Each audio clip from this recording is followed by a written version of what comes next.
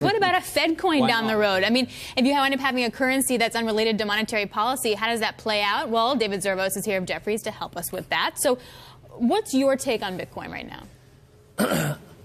I think all of us went through different phases of skepticism, embracing, and I've come to grips with the idea that Bitcoin is a structure that people are going to embrace.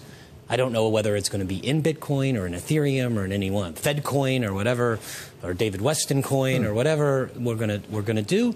But the idea that you have private transactions that can basically take place in a very simplistic way over your phone, it's just such an easy way to do things. It's going to be the future, and I don't know if owning it is the sort of way to capitalize on that future or not. And I've seen a lot of smart people that I know in this business get involved in it, and the only reason I got involved in it is because I saw other smart people get involved in it, which is kind of a silly reason, but I've seen when you see a lot of smart people doing something, you get involved with it, and I think that's what's happening with Bitcoin right now. If this winds up playing out down the road, what we could be looking at is some kind of currency that is uninfluenced by Fed monetary policy.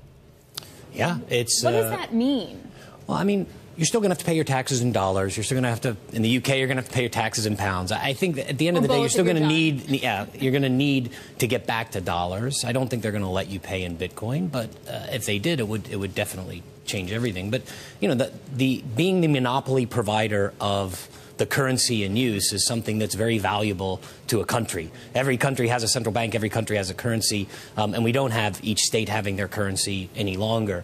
So I think it's going to become pretty clear to governments that if this thing takes off in the way that it likely does, they're going to have to figure out a way to curtail it so that it doesn't compete so aggressively with the existing currency structures.